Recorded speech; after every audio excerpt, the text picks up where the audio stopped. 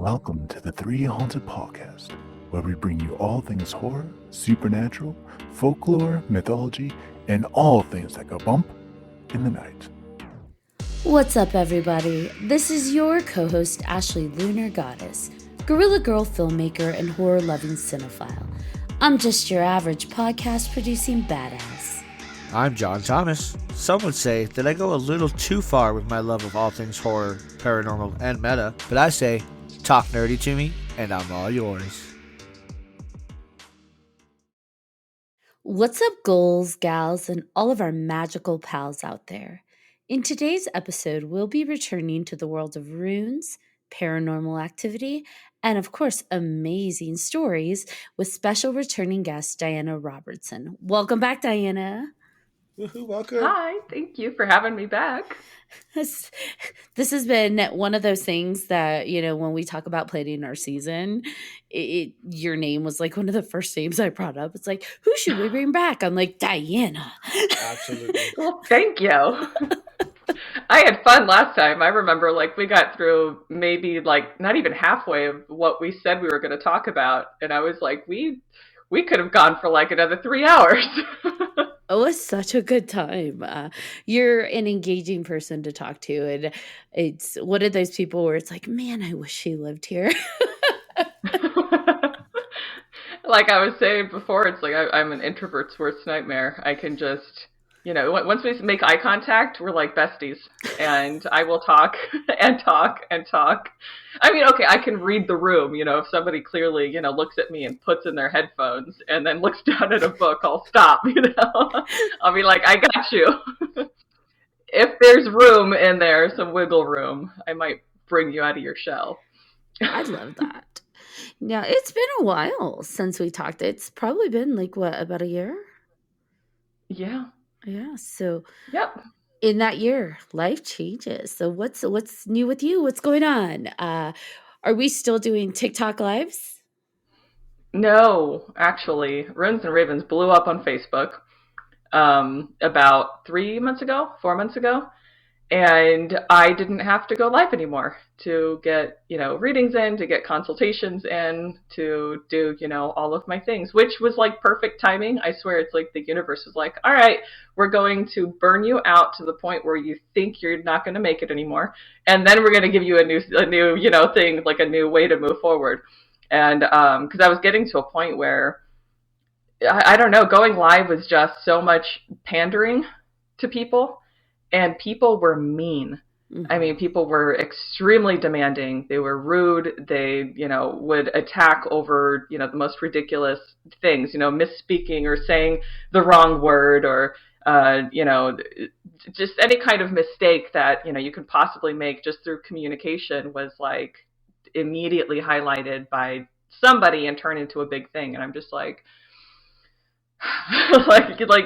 saying something, talking about something when I'm telling my own story of how, I overcame certain disabilities, and being able to move on with my life despite the disabilities that I had. I had people slinging, ableist at me, and I'm like, are you kidding? I'm telling you my story so that, those who are out there who are going through, the similar situations or something can see that what the doctor is telling them of you may never walk again, or you may have to walk with a walker for the rest of your life, or you just have to get, understand that you're going to be limited for the rest of your life isn't necessarily going to be your future if you don't want it to be, that there are steps you can take. And I immediately was attacked for that.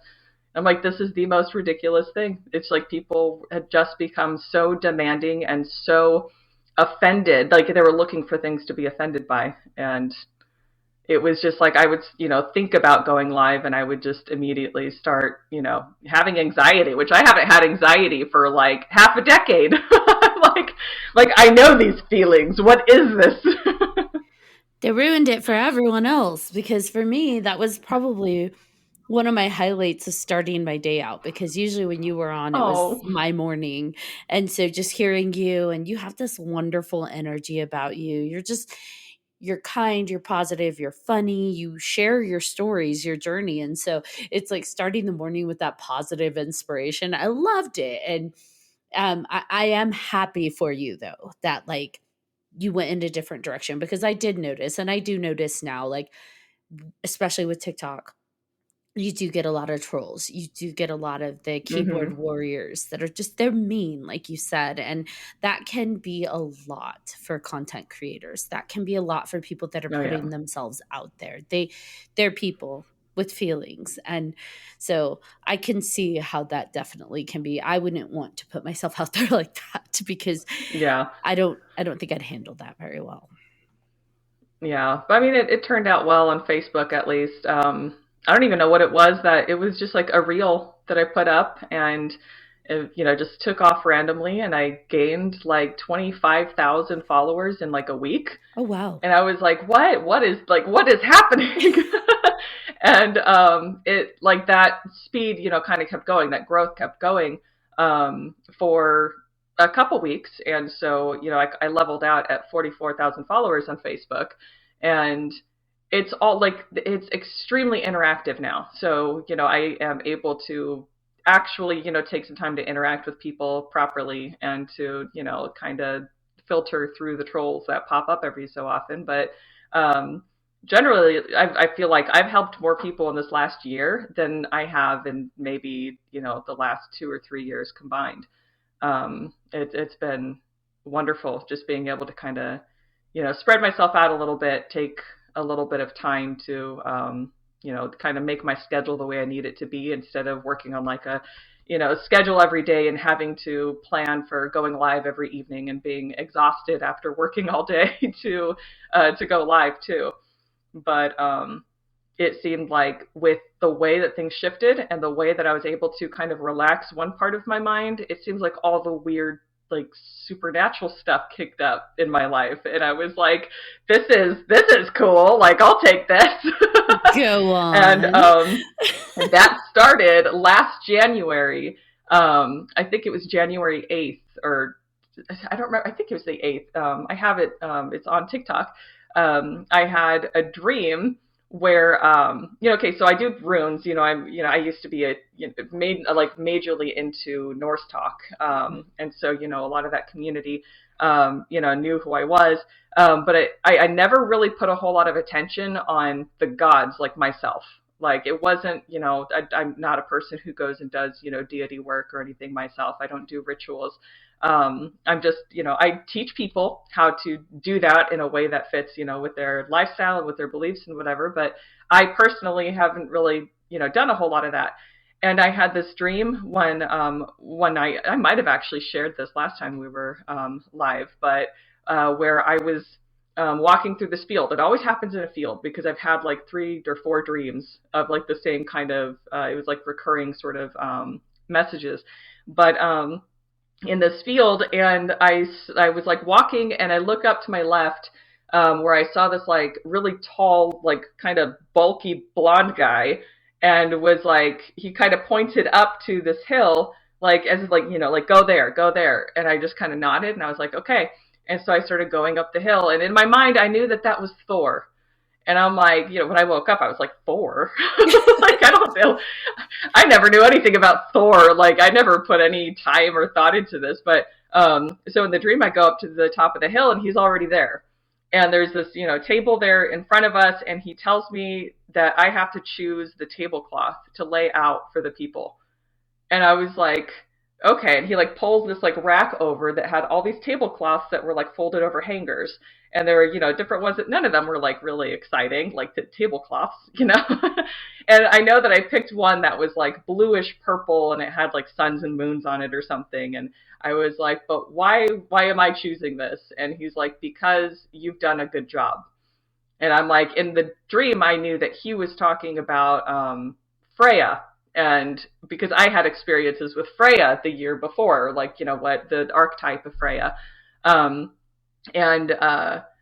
I was like, okay, so then, I chose that tablecloth, and I don't really remember if anything happened after that. I have to watch my own video to see. But the whole year, like every few months, I would have another dream where something, in that same kind of area was being told to me. You need to do this. You need to do that. You need to take more time for this. And if I followed those instructions, I would get more views. I would get more, I would get seen more in whatever I'm doing. I would get more purchases. I would suddenly,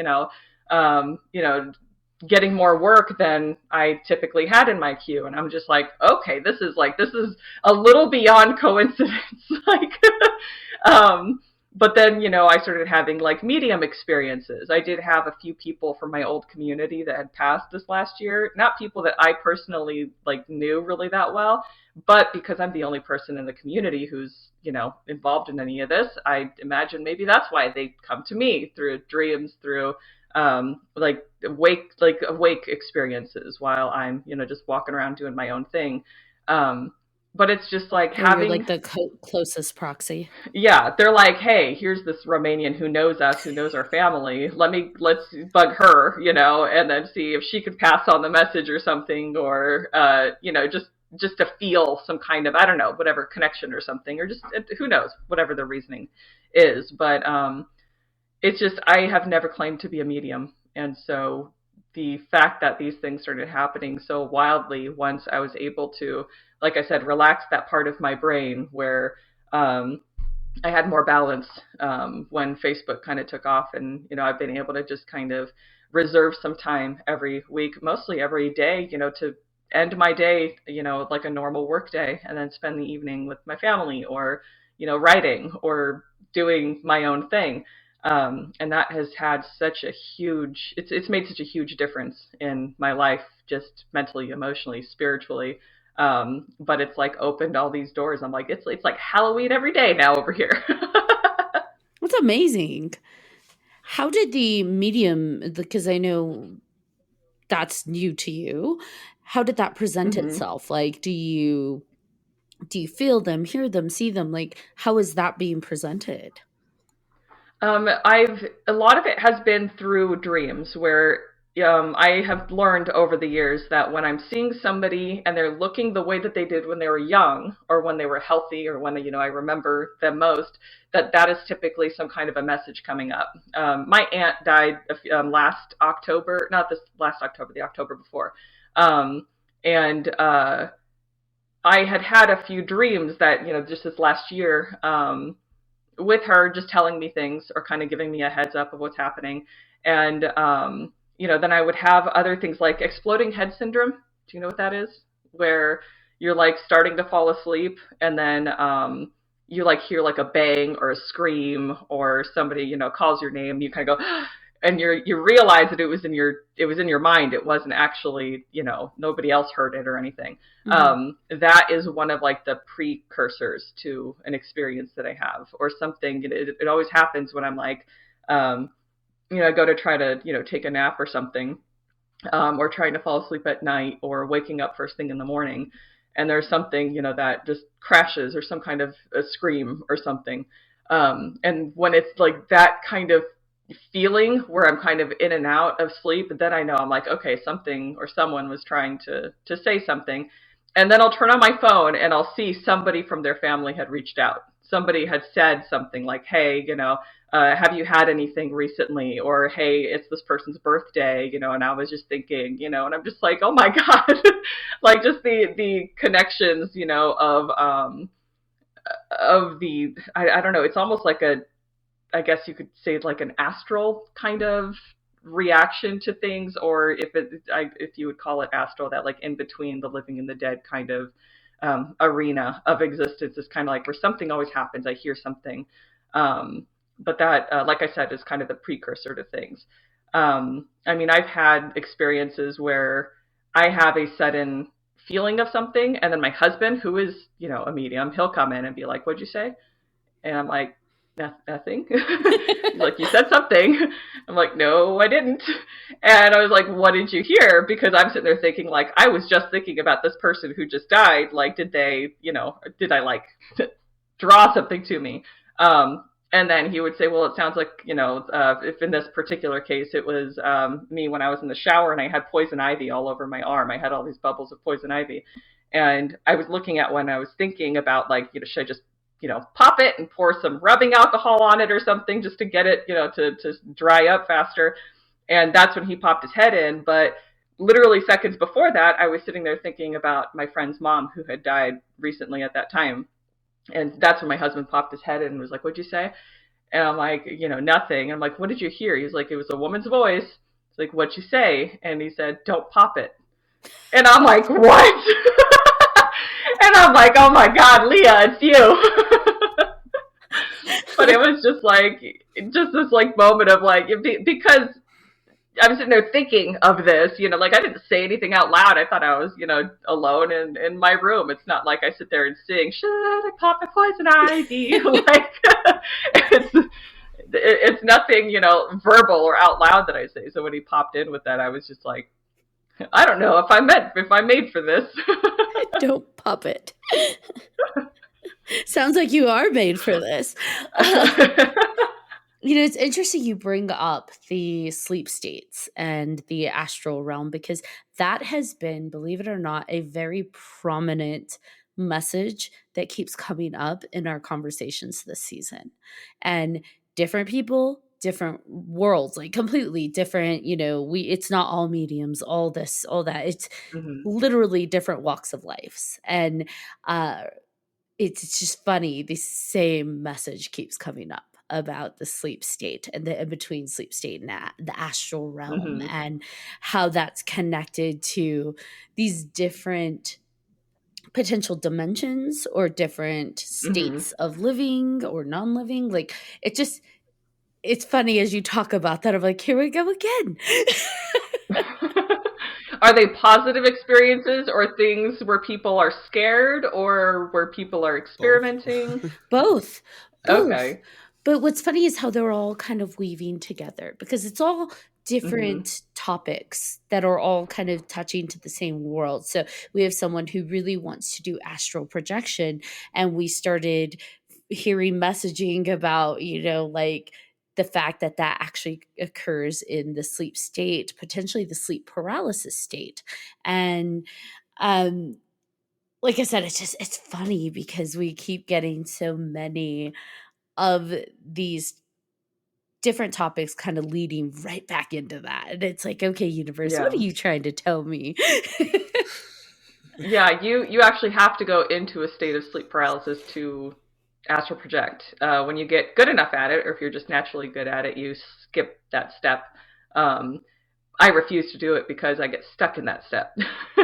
And I have had it's just the craziest experiences with that I will go out of my way to avoid.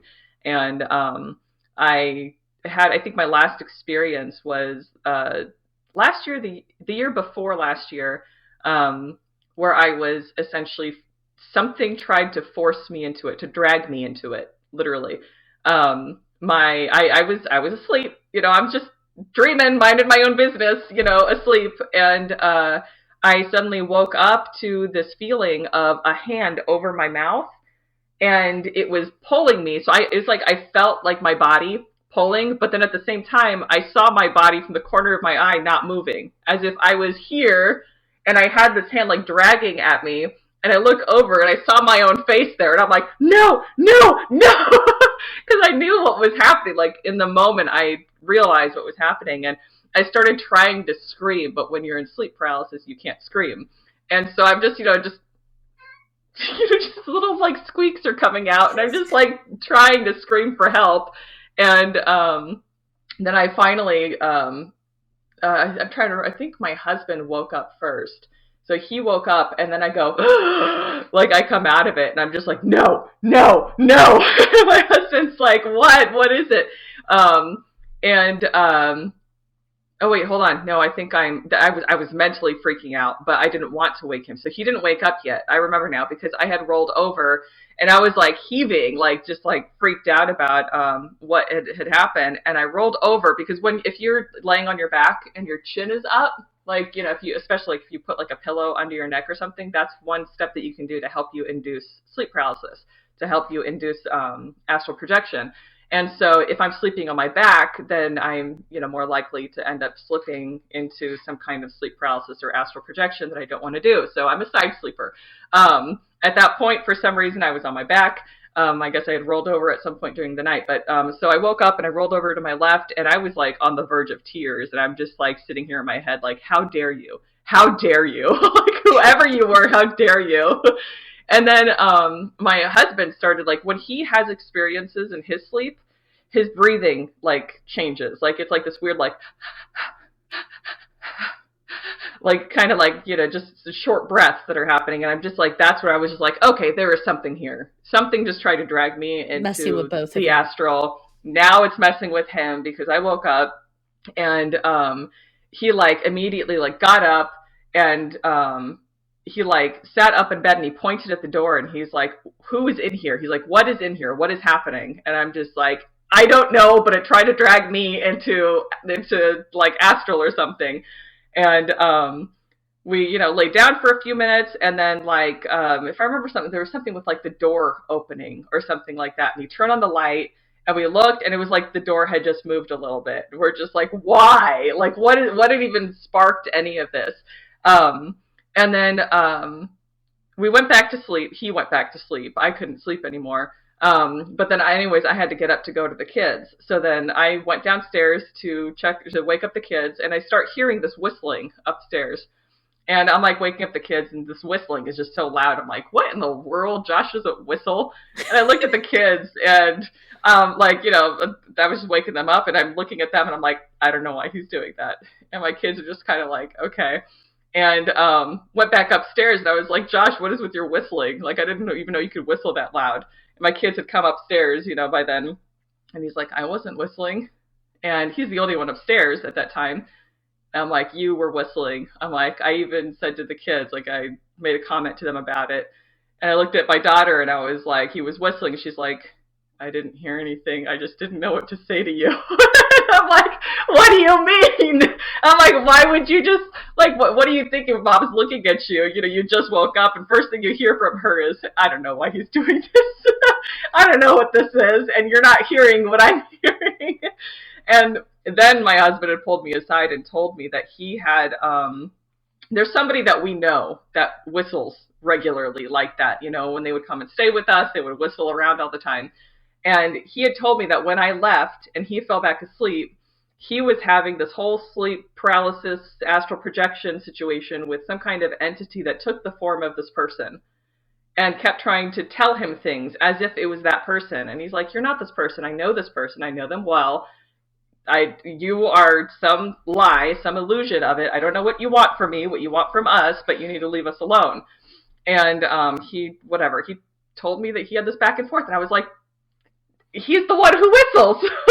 Like, what is, like, and I still don't know why that was happening at the time, but that was just one of the freakiest things where it was like, whatever it was, wanted to drag me in and then started harassing him and lying to him and trying to fool him into thinking it was, somebody that we knew. It was weird. I'm like, why? When was that? This was about 2 years ago. It was in this house. It was like the only experience like that negative that was in this house. Before this house, I was having regular situations where I was stuck in sleep paralysis, and I did I share it? I had a video I was going to share, like an older video where I was telling the story of me and my husband called them the Twisted Children. And it's like it's this entity that we both experience at the same time. And the kids who were, the rooms, down the hall would hear things like at the same time that we were, going through this experience. And it would always start with like, I guess the last one was, I would start with sleep paralysis. And when you're in that like astral kind of realm of things are like echoey. It's really like, it's loud, it's really overstimulating. It's like walking into a crowded cafeteria where everything's echoing. There's just chatter, And so it was like this chatter of like a cafeteria. And I was like, I couldn't move. And I was looking around my room. I'm like, oh God, I can't move. Like, how do I get myself out of this? And I heard the sound. It sounded like little toy cars being like run up the hardwood floors, right outside our door. And then you hear this like laughing of kids. And these two kids run by the bedroom door. And the thing, we call them the Twisted Children because as they run, like, it's such a weird thing because it's like you realize how fast they go, but it's slow motion at the same time. And they like turn their face and they look at you and their faces are like contorted and twisted and, messed up. And they go and then the door slammed. like just slammed. And this is what the kids heard too, like, because they came running in afterwards, like, what's happening? Like, why did the door slam? Like, is everything okay? But the door physically slammed. And then the whole room fills with this, like, I'm still stuck in sleep paralysis and I can't really do anything. I had like some experience where, like, you know, I thought it was my daughter who ran up to, you know, my bedside. And I was over there, like, I was getting up, like, grabbing her chin, like, you know, or like, what, you know, what's that? Like, it's okay, you know? And then I realized I'm still in bed. I didn't get up. And I'm like looking around, and I sit up again. I look around, nothing's happening. And then I go again, because I'm like, I'm still in bed. Like, nothing is actually happening.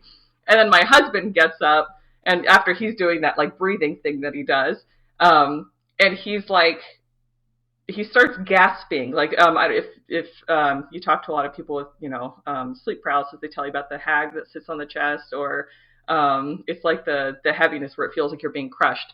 So he's going through that, and he, you know, shoots up in the bed and starts telling me how the room is just like he couldn't even see anything. It was so dark in the room, like it was so like it had filled with so much darkness that you feel like you're suffocating, you know.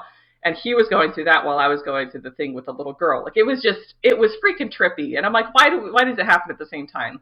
Every single time. When I'm going through something, he's going through something.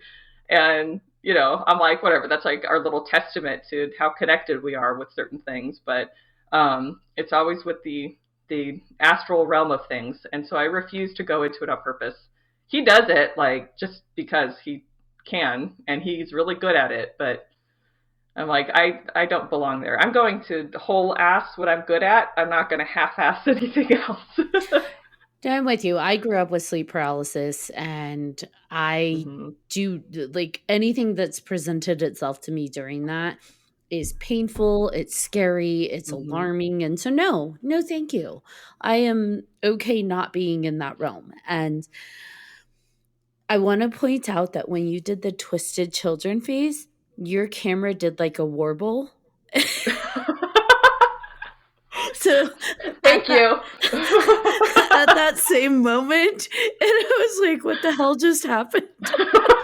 I thought I was imagining stuff, so that's okay. Nope, her camera did it did like a when a water droplet hit something, it did a warble. Yeah. I was like, oh, well, that's interesting. Yeah. No, see, and I wouldn't ignore that, because I don't know if you recently saw my video about my Sweet 16, when I had these girls, like, they weren't, like, I can't really say like they were friends, because they were a group of friends, but I was just kind of a tag along sometimes I didn't really feel like I belonged to that group. They wouldn't, you know, invite me to things necessarily.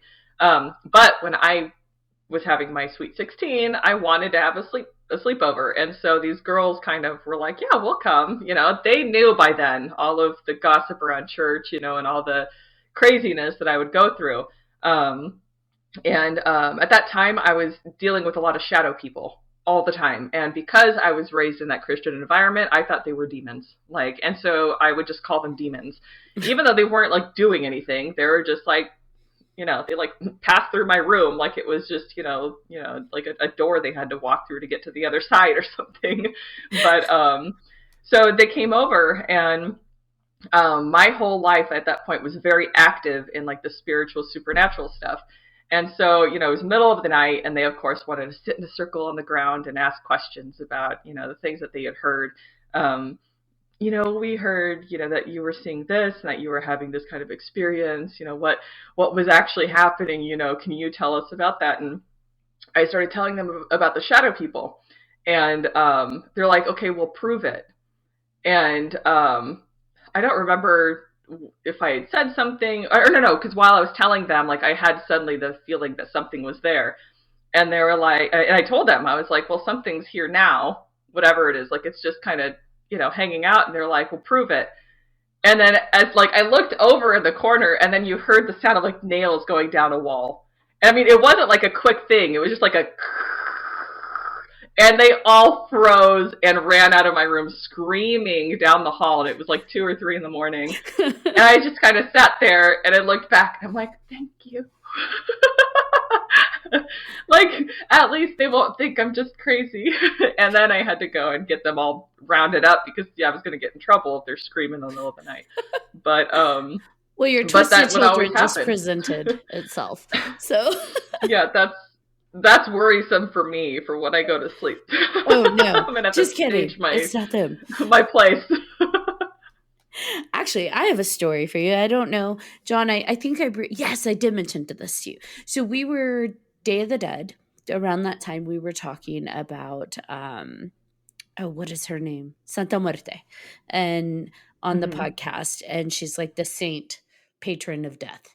And that night, I went to bed, and it was probably 2 or 3 in the morning, and I felt like there's a hallway that goes down from my door, and I felt like someone was kind of like the energy, I felt like someone was waiting there. Like, have you ever gotten that feeling like something's like Oh, yeah. watching and waiting, like, hey, would you notice me? I'm right here, like curious and just waiting. And I'm like, no, because I have boundaries. Things aren't allowed in my room because of the sleep paralysis and stuff. So I'm just like, no, whatever you are, go away. And I'm not interested. Go away. So felt it kind of curious. Started to drift off, and I felt something at the bottom of my bed, like at the foot of my bed. And I'm just, as I'm getting sleepy, and I'm like, no, go away. And I fell asleep. Well, I woke up, and I'm a side sleeper. So I woke up facing my side table, and there was this figure crouched on top of my side table. Oh, no. And it's like black dress. Yeah, black dress, black hair, black flowing, and it lunged at me, like to grab me. And I screamed. So I knew it wasn't sleep paralysis. Because sometimes, I wake up in sleep paralysis, see stuff, and I'm like, okay, here we are. Gotta wake up. This was not sleep paralysis. And this felt so nasty. And it lunged at me. I screamed and I pushed away. But I pushed away with one hand. And for some reason, like it went to block, I reached around with my other hand. And my husband, he woke up and he grabbed me. Like he reached out and grabbed me. He grabs, I don't know how to explain it other than like we both knew to reach for each other at that moment.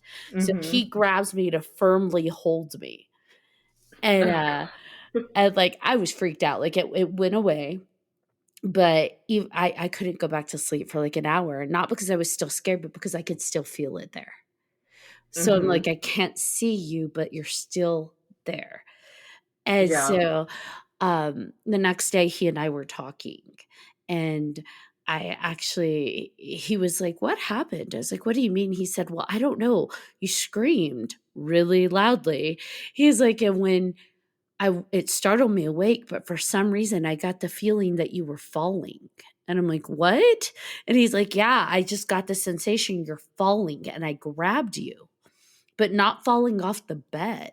He's like, it just felt like I had to grab you or you were like gonna fall. He's like, and I don't even know what that means, but that's what I felt like. You were falling off like if someone were gonna fall off a cliff or something. And so I knew I had to grab you. And he's like, and the way you held on to me felt like you were holding on because you were falling too. And I'm like, I have no idea what that was. Now, that was November. So I think it was last week, I was talking to my kids in the car, and we were talking about different experiences because I try to normalize the conversation without scaring them. And my daughter brought up, hey, remember when you screamed in the middle of the night? What happened? What was that? Gosh. And I'm like, oh yeah, I did. And so I told them about it. And my middle son, who never really talks about that stuff, he listens, doesn't talk. He says, hey, I saw her before. I'm like, I'm sorry, what? And he's like, what you just described, I've seen her before. And I'm like, where? And he's like, that other house we lived at when we were in California. He's like, I saw her outside of my bedroom and she was waiting for me. So I'm like, I'm not leaving my bedroom. And he's like, I just thought it was a dream, but I've seen her. And I'm like, oh, wonderful. That's so interesting. We have it might be like a generational, I don't know if you'd call it an attachment, or what, but it's like where generations are seeing the same thing or having the same experiences. And I didn't know until well into my 20s that my family on my mom's side was having the same experiences I was having. And I'm like, you've got to be kidding me. Like, why didn't you guys listen to me then? Like, if my uncle's having the experiences, if my grandma and grandpa are having the experiences, why would you not listen to me when I'm having the experiences? But no, the kids, like what you were saying about, trying to normalize the conversation, it has become so normal in our house now that my one of my daughters had said something about, like, she wakes up to the sound of, like, it's like a man's voice, like and he's like, kind of petting her cheek, just being like, it's time to wake up, honey, it's time to wake up. And we have, like, at the time that she's doing that, like, there's nobody, no adults are downstairs. I haven't gone to wake her up yet. And then her sister, who sleeps in they share a room. She one morning was like, I went to wake her up, and she was like, she said something about how she fell asleep on the couch. She's like, yeah, it was so funny because then Dad carried me downstairs, and I'm like, no, he didn't. It's like, you were asleep on the couch. And she's like, well, yeah, but then Dad picked me up and, like, carried me downstairs. Like, I looked up at him and I saw him and was like, what are you doing? And she's like, but I was too tired. Like, I could hardly even open my eyes. And I'm like, Crystal, we cannot physically carry anybody down the stairs. We have a spiral staircase. And with my husband's size and how big she is, like, that wouldn't be physically possible for them to get through this one, turn in there, because it's a pretty narrow staircase. And she just kind of stopped, and she's like, I didn't even think of that. She's like, then who carried me downstairs? And I'm like, I don't know. This is a question for the philosophers, because I have no idea. But that happened to me as a kid in a house that I lived in when I was about 10. I would get carried from the couch back to my bedroom, and it felt like a masculine presence, but I was so tired I couldn't even open my eyes, but it felt like a man. And the caveat with that was we didn't have any men living in the house. So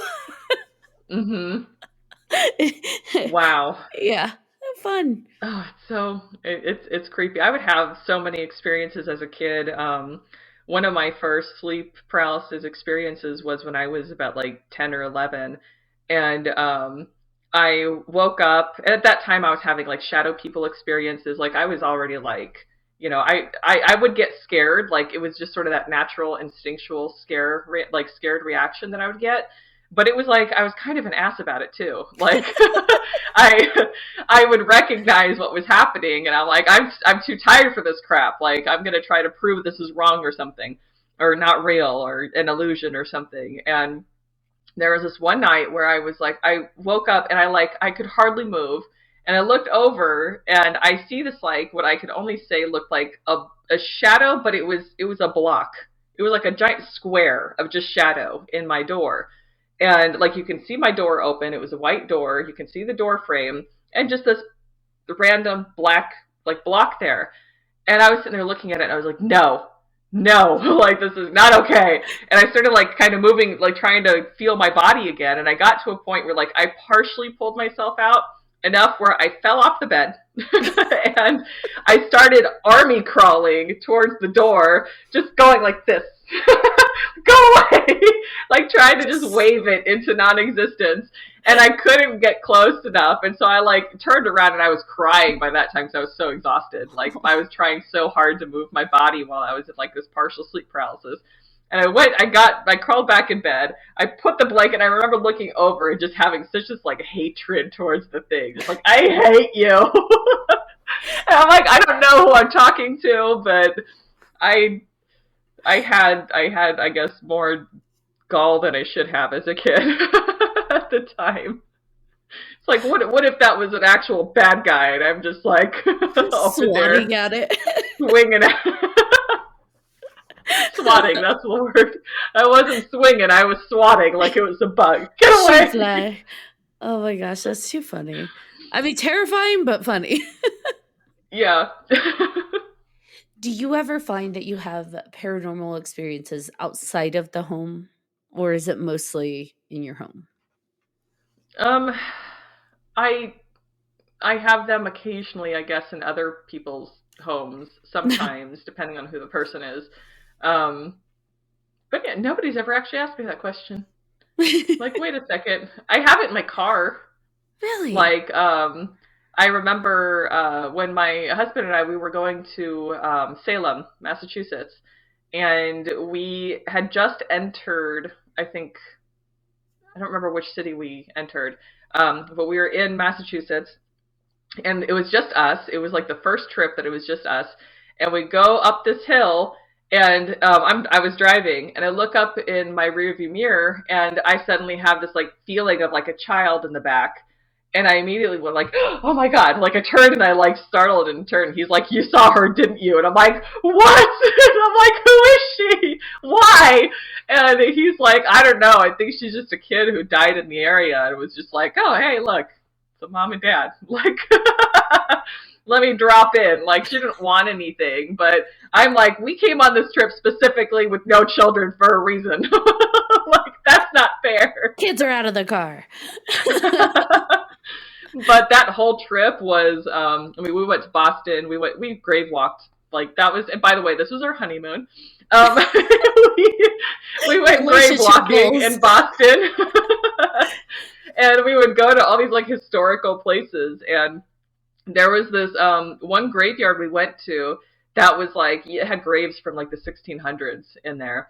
And I was like, we went down to this like corner of, it was like the back corner of the graveyard where it was like this wrought iron fence all around it, and you weren't allowed in the graveyard. And we were standing there, and it was really cold. Like I know, like I had my hood up, and like we were gonna go eat or something, and my husband was like, all right, let's go. And I was like, wait a second. And I'm like, I feel like I had just seen something move by the tree. And I sat there and I looked at it, and like I just stared. And I don't know if you see that meme where it's like me trying to convince the ghosts that I could see it, and it's just like somebody just staring. And I was doing that, and I was just staring at it, and I suddenly felt this feeling of like a hand on my face, and it was like I could feel like because my face is cold, but it was like I could feel like it was so clear, like this little hand. And whoever it was short. Like it was like I had this like sudden image of this like person just kind of flash in my mind. It was a short little guy, you know. And I was looking at, like, I didn't move. I looked at my husband. I'm like, something's touching my face. I was like, whoever it is, it's touching my face. I'm like, I can feel it. Like, I don't want to move. This is crazy. It's like the most physical feeling ever. And that day I saw that a friend of mine, I don't know if you've ever heard of Mary the Medium. She's like, she does like shows, or she's been on some shows and stuff where she talks about her experiences. She was just in the news like last year because she apparently found the body of somebody missing because she was told by whoever on the other side of where to look. I remember and that. She was just in the news for this. Yeah, and I had found out she was there just a few miles away from us. I was like, oh my gosh, Mary, we're here. Like, we should get together, you know? And we ended up meeting that evening. And as soon as she walked in, she's like, oh. She's like, you have this short little guy who's following you around right now, you know? And she's like, he came from one of the graveyards. And she's like, he just thinks you're really pretty. And I'm like, okay. Thank you. But she, like, I didn't even say anything to her. Like, I just walked in, and that was like the first thing where she was like, oh, okay, you have a friend. He thinks you're pretty. And I was like, he touched me. But, you know, I don't know who he was or what, but I think just the fact that I could feel something was just sort of like, all right, I'll come and hang out with them. It was fun. That whole experience. I would not like to be touched by a... Yeah, that was different. I'm just going to put that out there. That would not be my favorite. We have so many friends and guests that have talked about, yeah, they touch me, they pull my hair, they do this. I'm like, no, I don't like when living people touch me. I don't want non-living entities to touch me either. It's definitely a trippy feeling. Yeah, and it's different than when something negative comes and shoves you. Right. Pulls your hair. No. Yeah. Not without dinner first. So that's a bad tone. Kinky. Hey.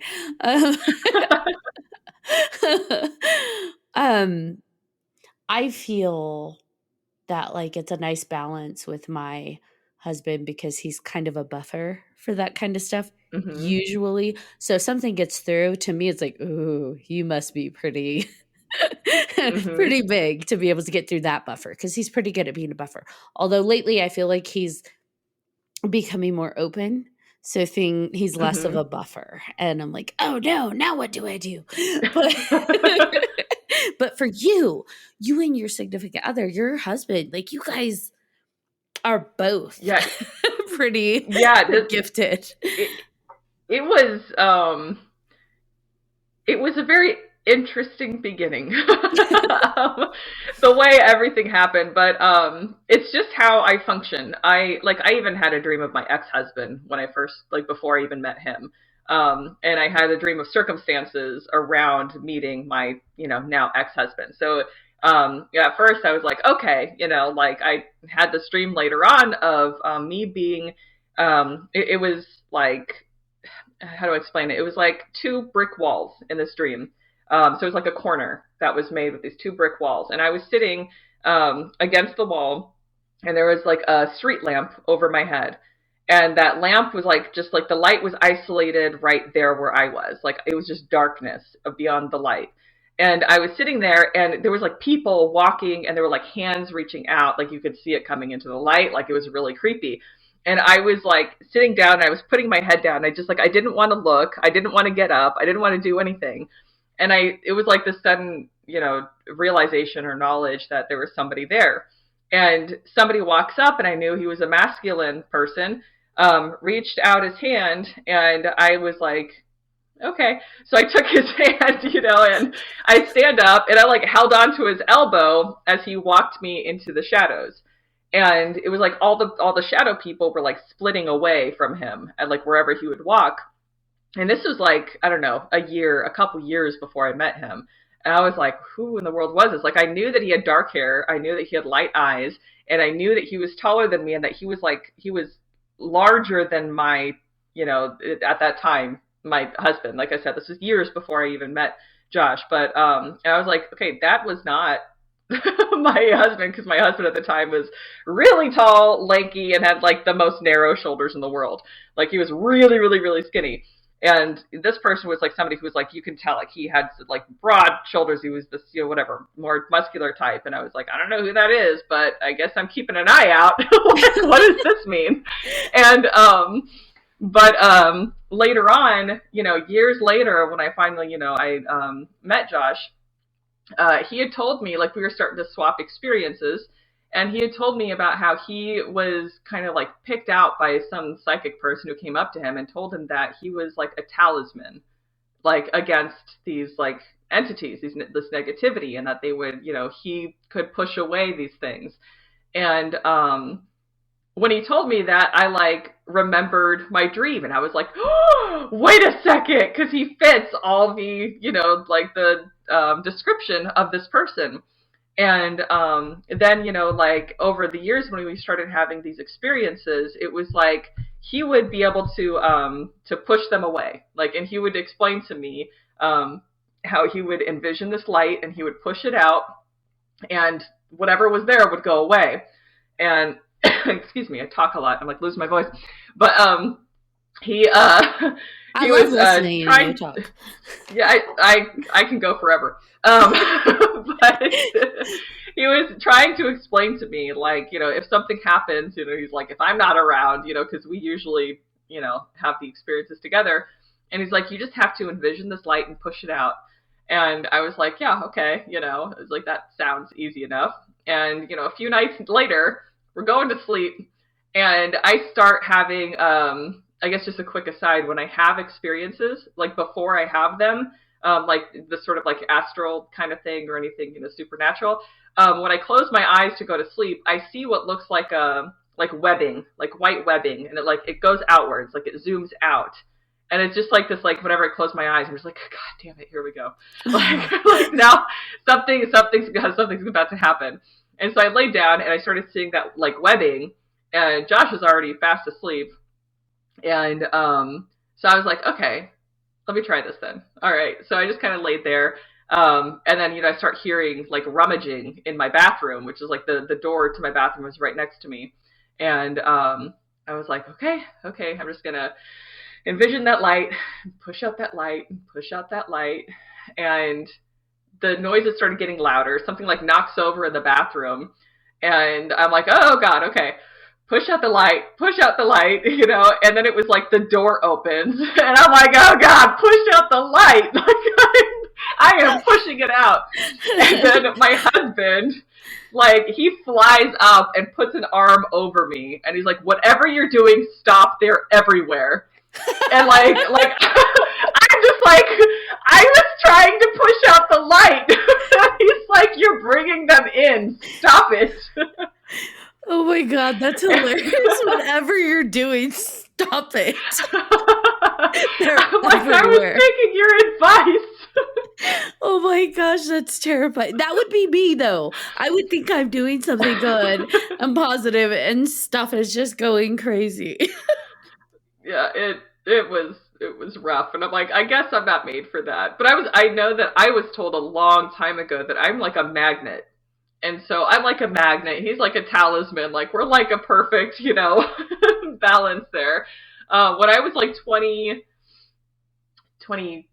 oh gosh, what was I, 24, 25? No, it wasn't 24. I don't even remember how old I was. I just know that I was pregnant with one of my kids. And I was invited to be on this like ghost hunting group in Charlotte, North Carolina. Like, they had seen some of my content that I had put out back then. And, which back then, like, I wasn't really, like, nobody knew who I was. I was, still in the Christian community. Like, I was using my actual name. I had no ability to communicate with society on a normal level because I was in a cult. And so I was just, like, the weird person, that was, like, on the internet that somebody would, see occasionally. And at some point, I think on Twitter, I was just sharing an experience. And, like, I had been doing it for, I guess, a year or so. Like, it was just a regular thing that I was, like, putting out there. And then these people reached out and were like, would you come with us on a hunt? And they're like, because everything that I had said over the time that they had been kind of keeping an eye on was like, you're one of those people, like, you're this magnet that these things are going to be there. Like, if there's something in this haunted house, it'll come out when you walk in there. So we want you to come in. I'm like, if I wasn't pregnant and had, like, small children at home, because at that time I had that belief that I could bring something home with me, which I personally don't believe anymore. But I don't know. I just had this, like, fear that I was going to bring something home and all these awful things would happen, with my, to my kids or something. Little did I know that they were going to have things happen regardless. So... not because I brought something in, but because they're my kids and it's a lineage generational thing, But I knew my daughter Crystal, the one that said that she was carried down. She was the one when she was a baby. She was like 2 months old, and she would sit there and look in a corner of our room. Like, I would have her in a little swing, and I'd be like cooking, and I'd just hear her giggling, and I'd like. I turn around and look at her, she's like just around the corner. And so she was strapped in her little thing, and she would look at something and she would just, like that hearty baby laugh, that babies do, just as loud, like somebody's doing something hilarious. And I'm looking and she's just staring. And like, I kind of started walking slower and I'm like, oh my God, what's happening? And I just kind of watched her eyes and I could see her like, as if she was like watching something moving around. And then she would just do that like loud baby laugh again, and I'm like, oh, okay, she's seeing something, she knows something's going on. I'm like, she's, I guess, the next one.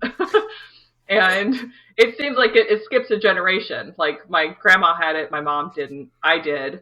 My first daughter doesn't have it, my second daughter does, my son doesn't have it, but my fourth daughter does. Like, it's like every other generation has these experiences, and I'm like, this is fun. But we talk about it so normally and so regularly that it's like, hey, yeah, this happened. Oh, yeah, some guy was walking around our room again, like, or some guy was walking down the hall again. We have a We call him David because that was the name of the guy who is related to the family before us, who died last year or the year before.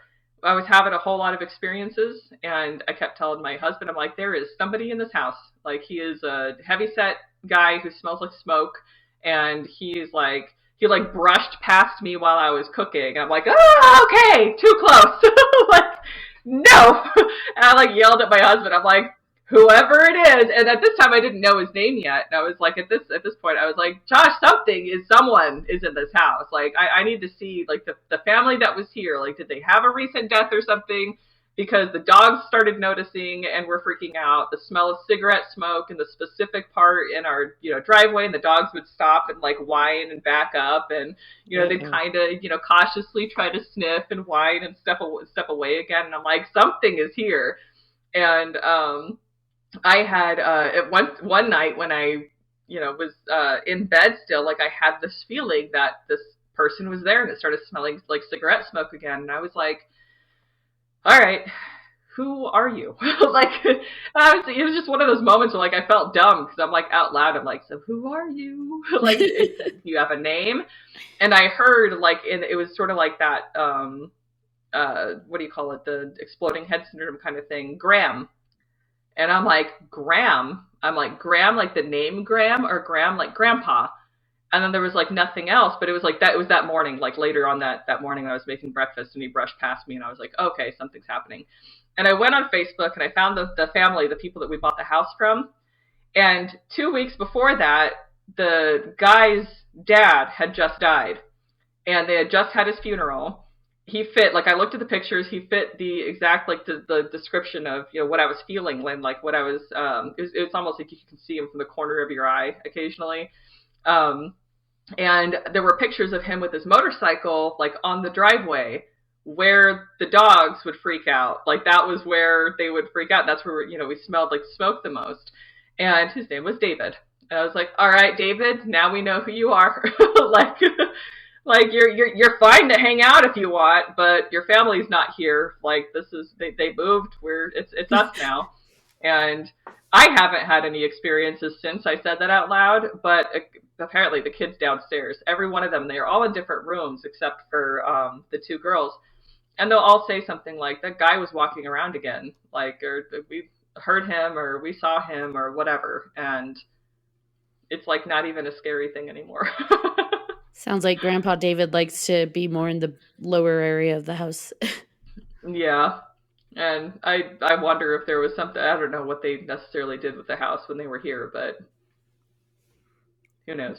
We had a Grampy ghost in California too, so we got used to him. We just called him Grampy. It's like, oh yeah, Grampy's here. Okay. Even the kids could sense him, and they're just like, yep, Grampy ghost is here. He smelled like cigars. Yeah, one of my daughters is just at this point where she's like, something was trying to keep me awake. Something was trying to talk to me. It was shaking my bed. And she's like, I was like, what'd you do? Did you freak out? And she's like, nah, I just told him to leave me alone. I'm trying to sleep. I have to get up for school in the morning. Good girl. Leave me alone. That's how I was, and then I woke up to the crazy hag. That's freaking scary. That gave me the chills. I hope to not ever see her again. I will say I felt something similar to her energy when I was pregnant with my first child, my daughter. I had a dream that, I felt the presence. And it was only when I was pregnant that I started to feel like something in the house wanted my daughter. And I'm like, that's weird. Am I just having a, hormone-induced kind of paranoia as my first child? So I have no idea. But I had a dream later on in the pregnancy that this entity came out of the closet and was rage screaming at me and clawing at me and trying to get at my baby. And I had reached my hands around because the baby was on the bed in my dream.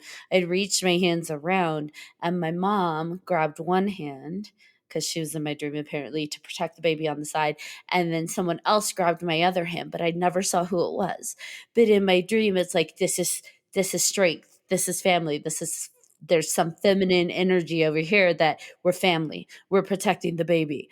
And as this thing's like clawing at me and trying to get at the baby. But it was really weird because that energy that I felt, recently felt very similar, like just mean and nasty and like clawing at me. And I'm like, oh, are you back? You're not pregnant again, are you? No, I'm not pregnant again. I wasn't protected a baby either. Well, actually, Graham sleeps on the other side of me right now, so I don't know. Yeah. But it felt like it was specifically lunging at me. But I have no idea.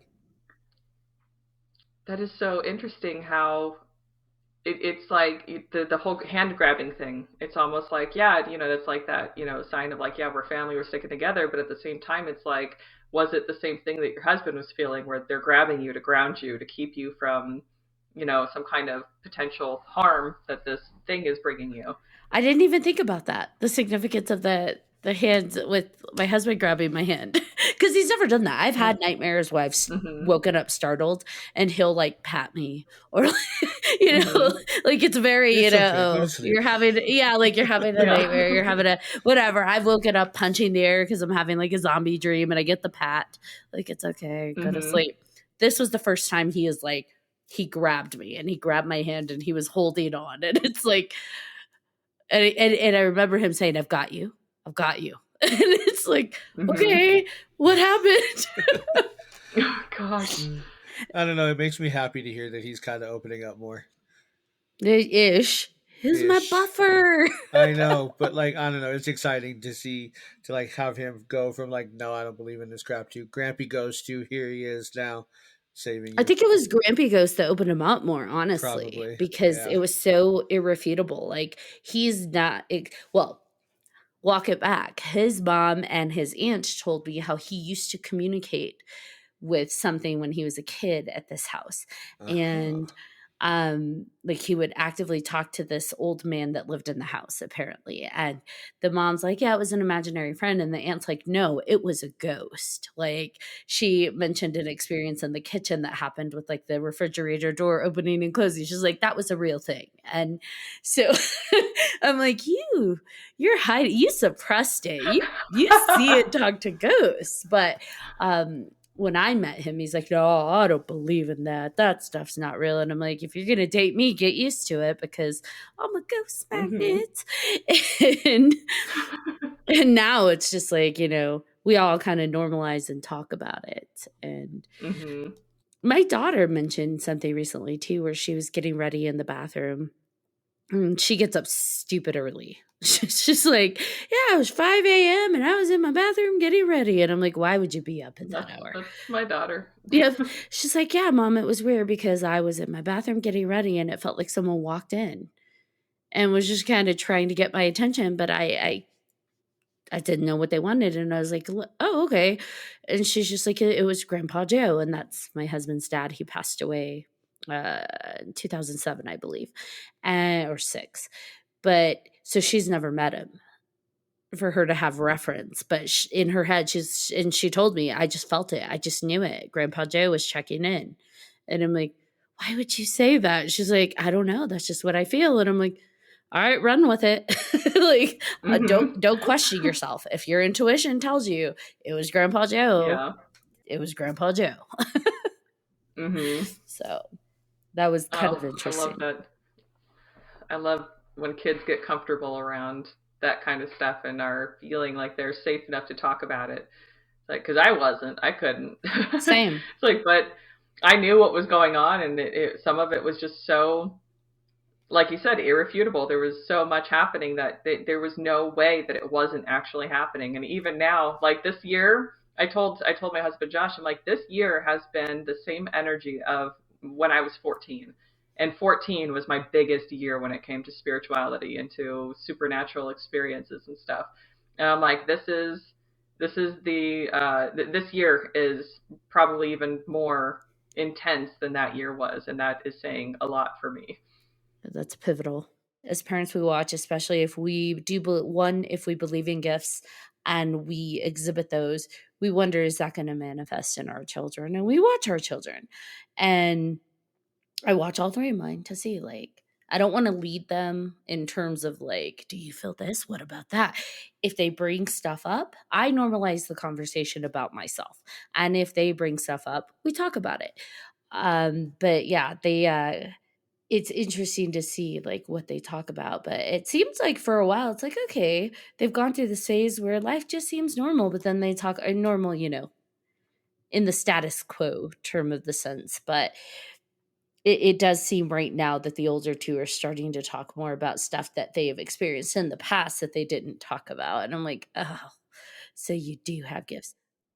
A lot of my experiences have not been positive growing up with that world. And maybe it's because of my own, projection of vibration onto things. I don't know.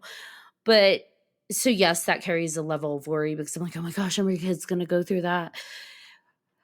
But I don't want them to be unprepared if stuff does, if things do manifest. I want them to have positive feelings so that they're better equipped than I was. Because oftentimes I feel like the reason mine were so negative is because, similar to you, I grew up in a religious Bible belt that taught me, supernatural's evil, paranormal's evil. It's all demons and heathens. And so I don't want that to be the same route that they go if they do experience things. Yeah. It was funny this last Halloween. I'm going to get judged here, but I got a Ouija board because I don't believe in the Ouija board. I don't believe that is as, big and powerful as, people think. I've been playing with Ouija boards since I was like the 7th grade. And I pulled it out. My daughter's looking at me. My daughter, Crystal, the older one who has, the experiences. And I like showed it to her. And she's like, Mom, why would you bring that to our house? I'm like, I've been playing with this since like 7th grade. She's like, and you're the one who has all the freaky experiences. Don't you realize? And I'm like, maybe you're right. Ooh, she told you. I never quite put 2 and 2 together, but I'm like, but at the same time, I was having experiences before I played with the Ouija board, so it's fine. Don't you love when your kids out logic you? I'm like, hey, we're not there yet. Oh man, that's funny.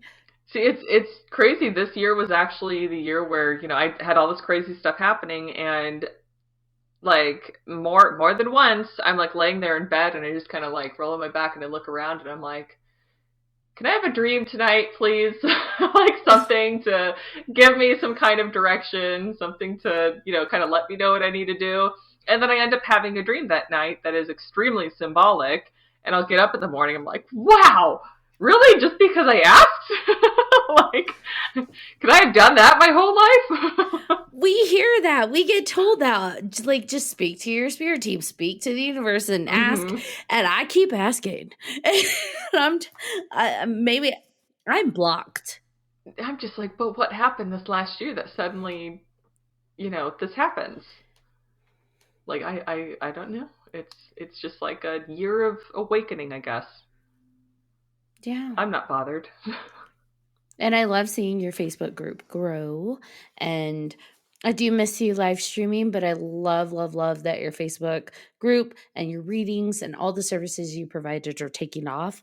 I try to chime in where I can when I see the posts, but algorithm doesn't always show me the people I want to see. Yeah.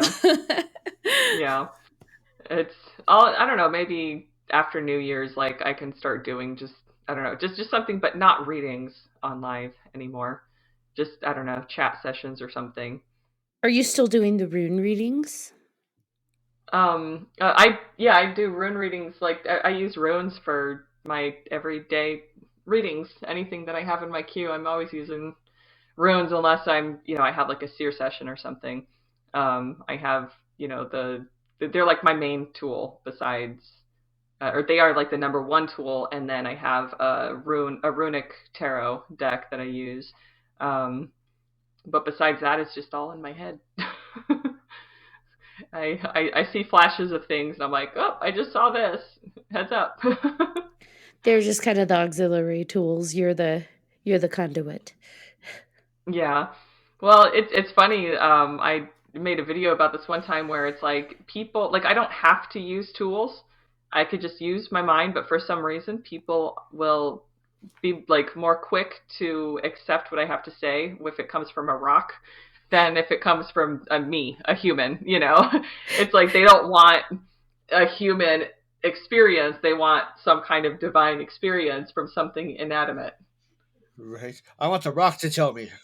Like I do now, the runic seer sessions is what I call them, where I have a section where it's with runes, you know, but I have a meditative point where I have the person send me a recent photo of themselves, and usually they'll just snap a selfie and send it to me. And my only rule is that nothing's covering their eyes. It's like I need to see your eyes clearly, your face clearly, like, and you know, and it needs to be recent, nothing from like 2 years ago. And then I do like I kind of, you know, take in their face mentally, and then I go into meditation, and I start just picking up on stuff. You know, I start seeing like symbolic like imagery of items or places or people, and I'll write it down in a notebook. Like I have my notebook on my belly, and I'm just, you know, with I have my eyes covered, and I'm writing down what I see. And then when I get up, then I translate everything. And there's always some kind of theme or connection that goes into it. And then I do a face reading as well, where just by looking at their face, you know, for a longer period of time, I sit there and do what I do with my brain and pick stuff up.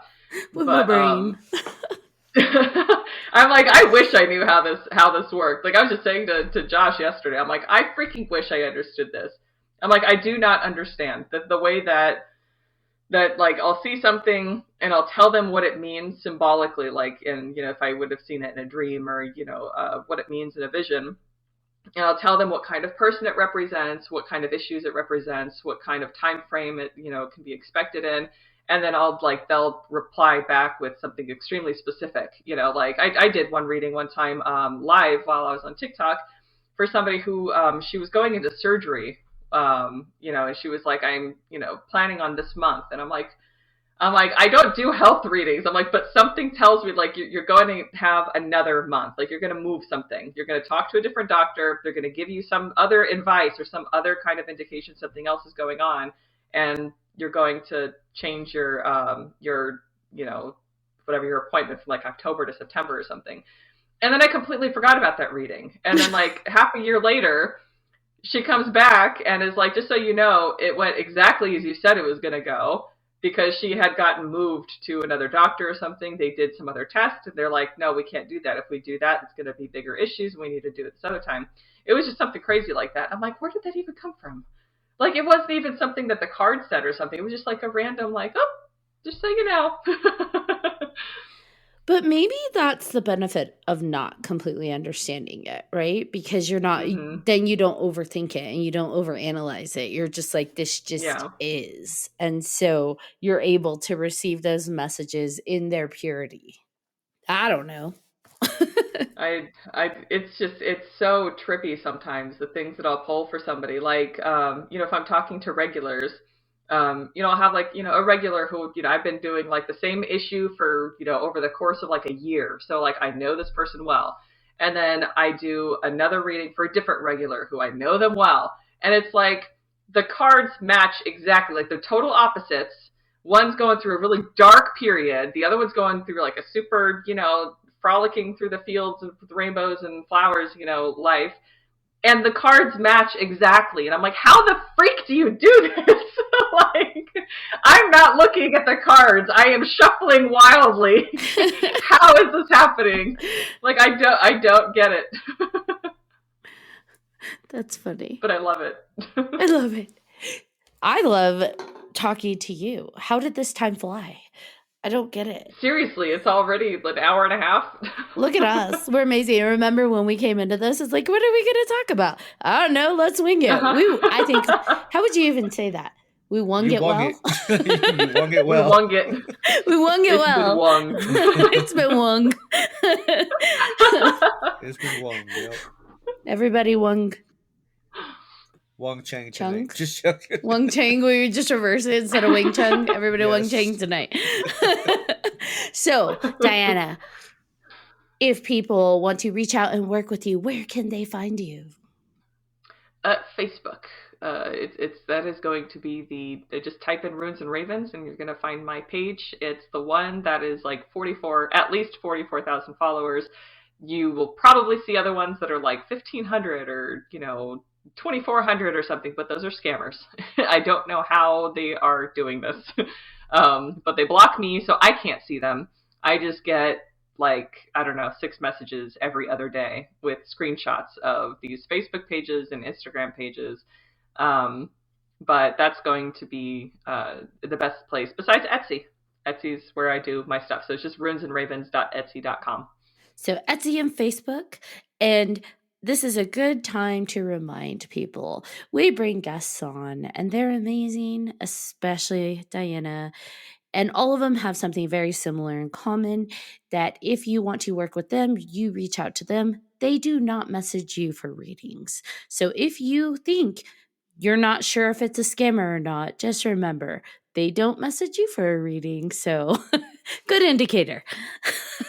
Yeah, and people are like, they leave comments on some of my posts and they're like, can you DM me? I'm like, can you DM me? Because I don't want...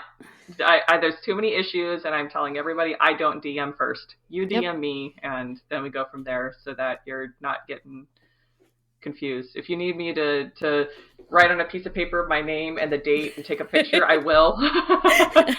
Because too many people have been getting scammed in my name, and it's sad. It's very heartbreaking. It is. It's unfortunate, but we are so appreciative of you coming on. But thank you for having me. It was fun. Yeah, I appreciate you coming on. All right, John Thomas. All right. Thank you again, Diana, for coming on. We've got to have you on again sometime sooner, within a year, not another year. And thank you to everybody for listening to this episode of 3Haunted Podcast with your host. I'm John Thomas. I am Ashley Lunar Goddess. And if you have any questions, comments, or episode suggestions, please feel free to email us at 3hauntedpodcast@gmail.com. And if you haven't done so already, please like, follow, and subscribe to all of our social media. You don't want to miss amazing guests like Diana. Until next time.